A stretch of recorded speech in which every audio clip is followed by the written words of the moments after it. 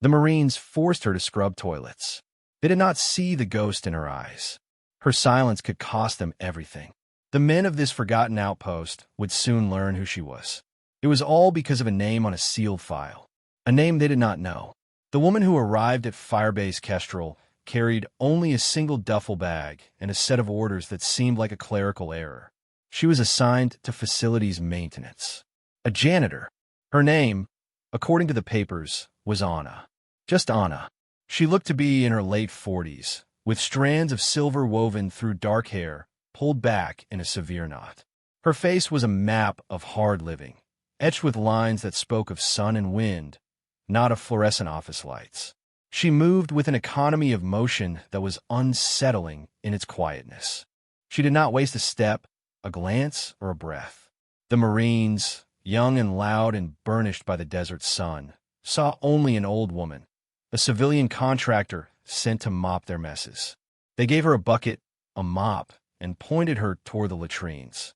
She accepted them with a nod, her gaze neutral, her hands steady. The base itself was a boil on the skin of a vast, unforgiving desert. HESCO barriers and razor wire enclosed a cluster of prefabricated buildings that shuddered in the ceaseless wind. It was a place where careers went to die, a holding pen for the restless and the disciplined. Colonel Sharp, the base commander, saw her arrival as another indignity. He was a man shaped by regulation, a believer in the clear, hard lines of rank and purpose. Anna had neither. Her file was a ghost, a single page with a signature from a general he'd never met, assigning her to his command under special administrative provisions. It meant nothing and everything. It meant she was a problem he couldn't solve, a piece that didn't fit. So he did what the institution taught him to do with such pieces. He put her where she would be invisible. He confined her to the background, a silent figure pushing a broom while his warriors trained for a war that felt both imminent and impossibly distant. Colonel Sharp found her in the mess hall long after the evening meal. The room was empty save for her. She was wiping down tables, her movements methodical, tracing perfect, overlapping circles with her rag.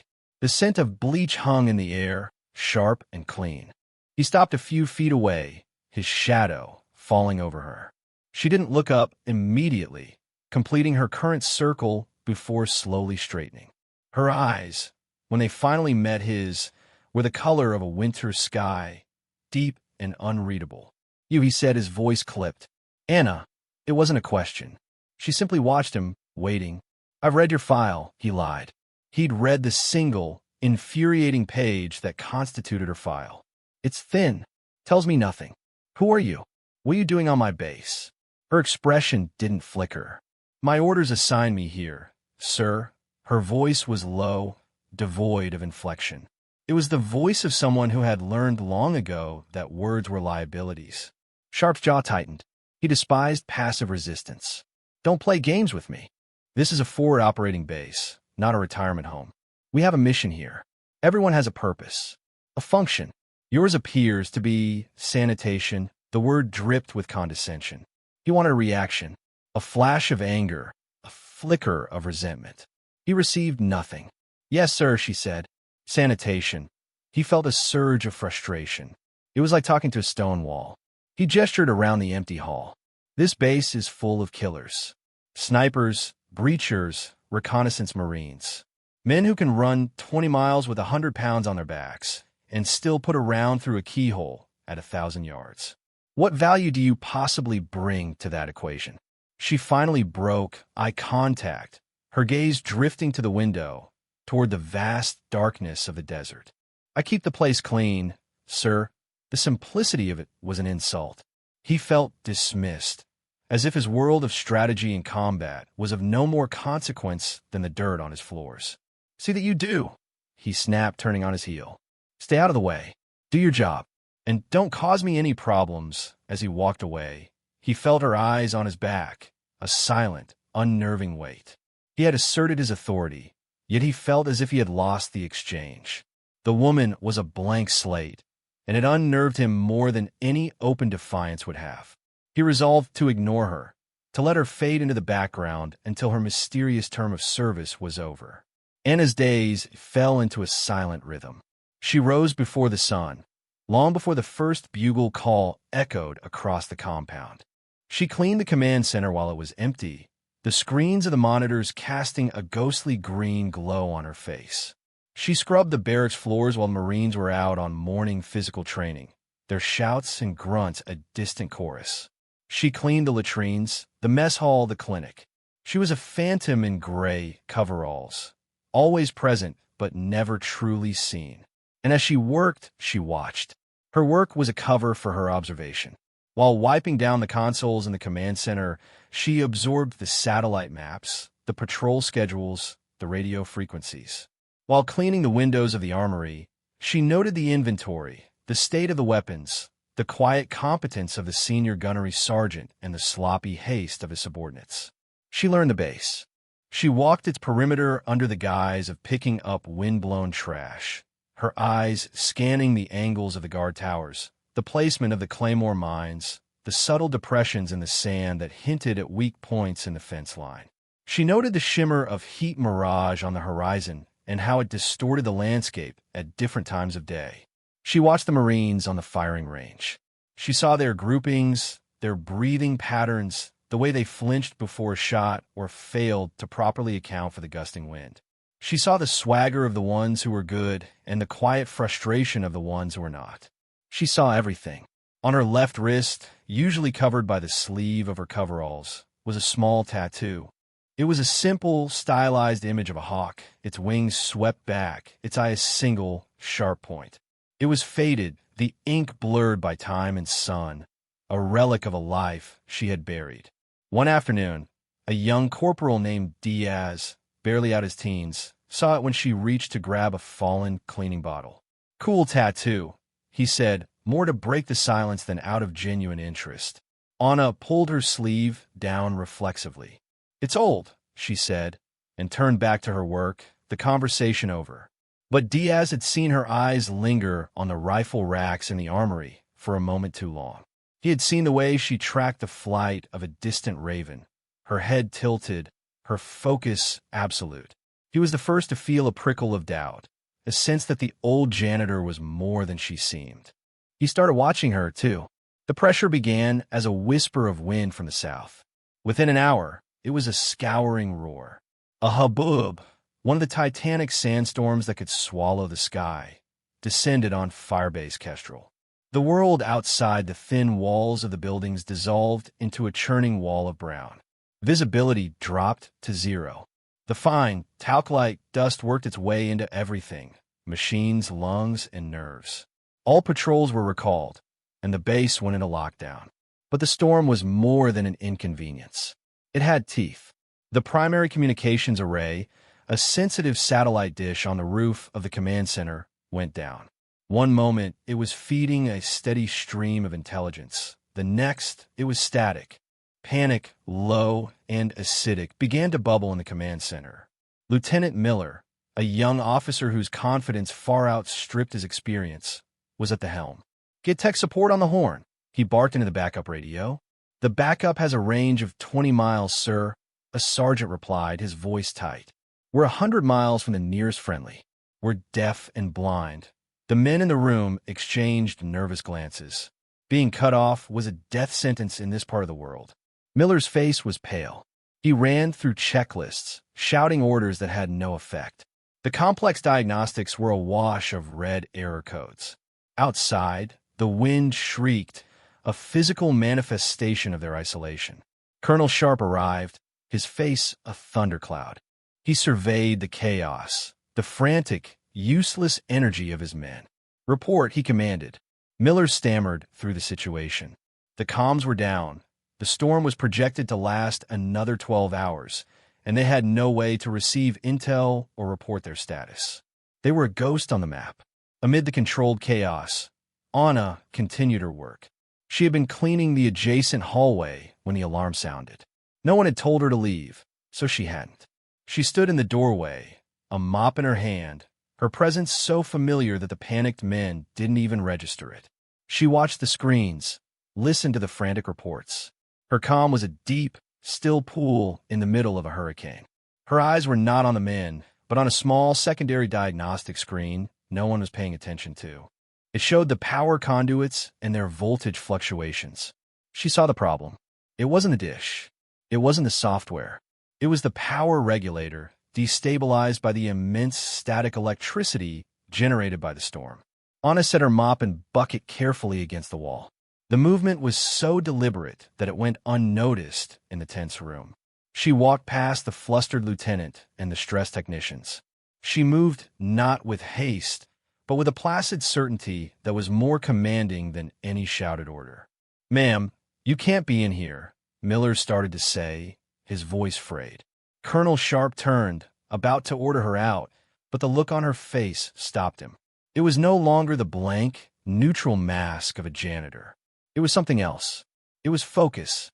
Without a word, she reached past the technician and keyed in a command on a maintenance terminal. A schematic of the building's power grid appeared. Her fingers moved across the keyboard with a speed and precision that was mesmerizing. She wasn't typing words. She was inputting diagnostic codes, navigating submenus that the base technicians didn't even know existed. "What the hell is she doing?" someone whispered. Sharp silenced him with a glare. He was transfixed. Anna isolated the power feed to the communications array. She bypassed the primary regulator, which was being overwhelmed by static discharge, and shunted the power through a series of secondary breakers, creating a makeshift filter. It was a move of incredible technical intuition, a solution no manual would ever suggest. She worked in absolute silence. The only sound were the clicking of the keys and the howl of the wind outside. For 30 seconds, the room held its breath. Then, a single green light flickered to life on the main console. A moment later, another followed. The garbled static from the speakers resolved into a clear, crisp hiss. "Uplink established." A technician breathed, his voice filled with awe. "We're back online." All channels. Lieutenant Miller stared, his mouth agape. Colonel Sharp looked from the restored communications grid to the old woman who was now quietly wiping her dusty fingerprints from the keyboard with the sleeve of her coveralls. She picked up her mop and bucket and turned to leave, as if she had merely paused to tie her shoe.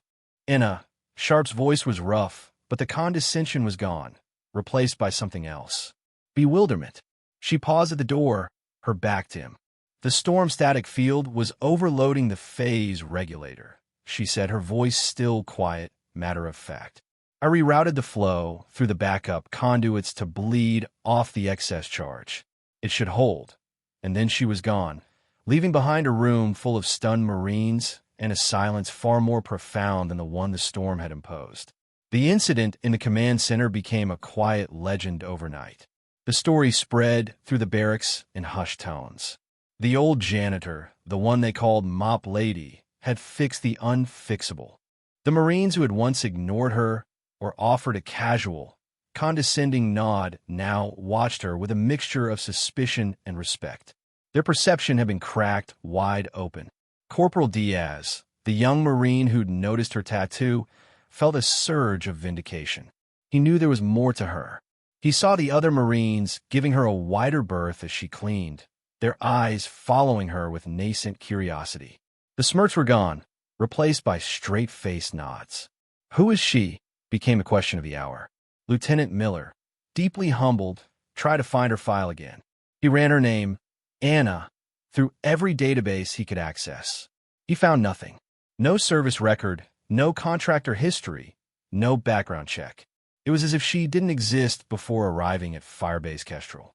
Colonel Sharp was a man adrift. His rigid, orderly world had been turned upside down by a woman with a mop. He replayed the scene in his mind. Her calm demeanor, the impossible speed of her fingers on the keyboard, her effortless understanding of a system that had baffled his best men. He was a man who believed in credentials, in documented skill. Anna had none, yet she possessed a competence that felt absolute. He found her the next day, not cleaning, but standing near the perimeter fence, looking out at the desert as the last vestiges of the storm receded. The air was clean, washed, and the visibility was infinite. He walked up and stood beside her, foregoing military formality.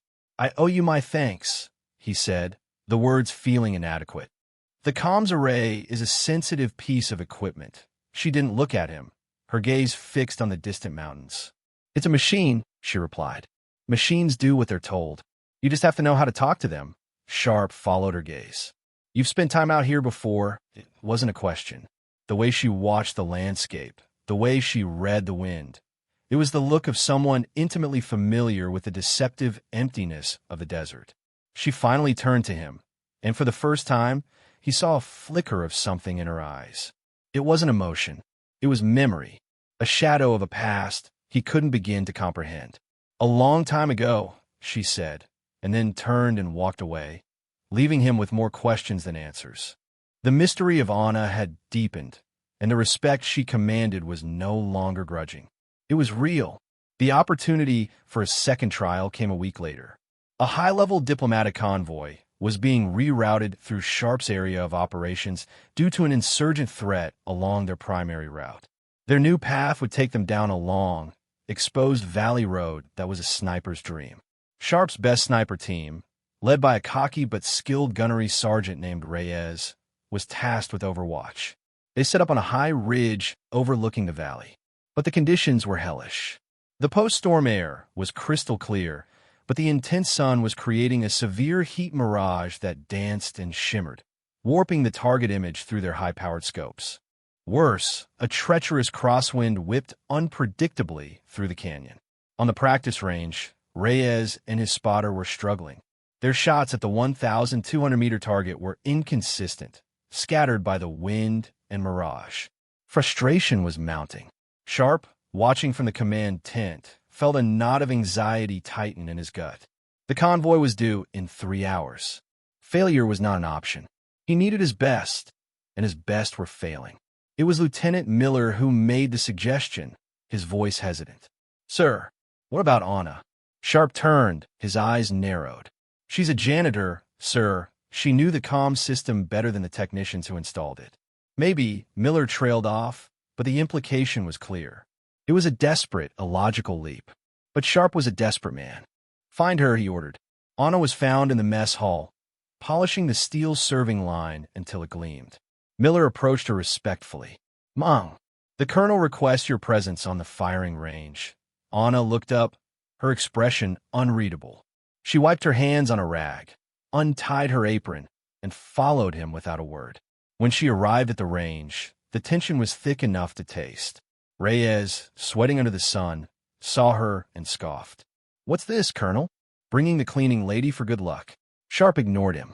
He looked directly at Anna. "My snipers are having trouble with the conditions. They can't get a consistent read on the wind and mirage. The convoy's security depends on this." He gestured to the M110 rifle resting on its bipod. "They say you know things." "Prove it." Anna walked forward. She didn't look at the rifle. Instead, she knelt and picked up a handful of the fine desert sand. She let it trickle through her fingers, watching its path as the wind caught it. She scanned the valley, her eyes not on the target, but on the heat haze rising from the rocks, the subtle sway of a lone, scraggly bush halfway down the canyon. Reyes watched her, a cynical sneer on his face. "Gonna use magic, old woman?" She ignored him. She turned to Reyes' spotter. "Your wind call is wrong," she stated simply. "You're reading the wind here. The bullet will spend most of its flight in the canyon. Watch the vegetation down there. The wind is shifting left to right, not right to left." She then pointed at his scope. "Your mirage reading is off. You're trying to look through it. Look at the top edge of it. The boil is running steady. That's your constant." Reyes was about to argue, but Sharp cut him off. "Do it." Grudgingly, the spotter made the adjustments. Reyes settled behind the rifle, peered through the scope, and fired. The crack of the rifle echoed through the canyon. A second later, the sound of the bullet striking steel returned. A perfect center mass hit. The entire range went silent. Reyes looked up from the scope, his face a mask of disbelief. Anna hadn't touched the rifle. She hadn't looked through the scope. She had simply read the world around her with an understanding that bordered on supernatural. She turned to leave. "Anna," Sharp called out. She stopped. "Take the shot." Reyes, humbled, stood up and stepped away from the rifle. Anna walked forward and laid down behind the weapon. The motion was fluid, practiced, a perfect melding of woman and machine. She settled the stock into her shoulder, her breathing slowing until it was barely perceptible. She adjusted the scope with 2 precise clicks. She did not hesitate. Her fingers squeezed the trigger in a single, smooth motion. The rifle barked. They all watched the target through their binoculars. For a moment, nothing. Then, the small circular steel plate at the very center of the target, the hostage-taker shot, no bigger than a fist, spun violently and flew off its hinge. A perfect kill shot. She stood up, brushed the dust from her coveralls, and handed the rifle back to a speechless Reyes. She gave a single, brief nod to Colonel Sharp and walked back toward the main compound, her duty done. The next morning, an encrypted Priority 1 dispatch clattered to life on the terminal in Colonel Sharp's office. It was from the office of the Commandant of the Marine Corps. The subject line read, Asset designation Anna, Firebase Kestrel. Sharp's blood ran cold. He entered his credentials, his hands suddenly slick with sweat. The file that opened was no longer a single, blank page. It was heavily redacted, great blocks of black ink obscuring missions, locations, and dates. But what wasn't redacted was enough to make him stop breathing. Name, Rostova Elena. Rank, Master Gunnery Sergeant retired. Specialty, Scout Sniper, Special Operations Command. Last active unit, redacted. Call sign Ghost. Sharp scanned the commendations. Bronze Star with Valor. Silver Star. Navy Cross. And then, at the bottom of the page, a citation that made him feel dizzy. A citation for the Medal of Honor. The text described an action in the Hindu Kush Mountains a decade earlier. A special operations team had been compromised, pinned down, and were being systematically eliminated. Rostova, providing overwatch from a ridge over 2 kilometers away, had single-handedly held off an enemy force of over 50 insurgents for 36 hours, in blizzard conditions, with a compromised rifle. She had eliminated multiple high-value targets, coordinated artillery with a failing radio, and shielded a wounded teammate with her own body, all while making shots that were deemed physically impossible. The file stated she had been officially killed in action after the engagement to protect her from retribution, her identity buried under layers of classification. She was a ghost, a legend whispered about in the highest echelons of special operations, a sniper whose confirmed kill count was a national secret. Anna wasn't a name. It was a cover, a deep, quiet place for a legend to hide from the world that had tried to break her. He leaned back in his chair, the sterile air of his office feeling thick and heavy. He thought of her scrubbing floors, cleaning toilets, enduring his condescending remarks. He thought of her quiet dignity, her absolute refusal to reveal herself. She hadn't come to his base for a quiet retirement. She had come for a reason, one that was likely hidden in the blacked-out portions of her file. An old comrade from a past life happened to be part of the diplomatic convoy she had just protected. General Marcus Thorne, a man whose face was as weathered as a mountain, stepped off the helicopter, and the first person he asked for was not Colonel Sharp. "Where is she?" Thorne asked, his voice a low rumble. "Where is Ghost?" Sharp, still reeling, could only point toward the mess hall. The transformation was immediate and absolute. Colonel Sharp, after briefing a stunned General Thorne, locked her file away. But the truth, once known, could not be contained. He gathered his officers and senior non-commissioned officers. He didn't read them the file. He couldn't, but he told them enough. He told them that the woman they knew as Anna was a hero of a stature few could comprehend, and that she was to be afforded every courtesy and respect her hidden rank commanded. The news spread like wildfire. The Marines, who had gone from dismissal to curiosity to awe, were now filled with a profound, bone-deep reverence. The woman who had cleaned their messes was a living legend.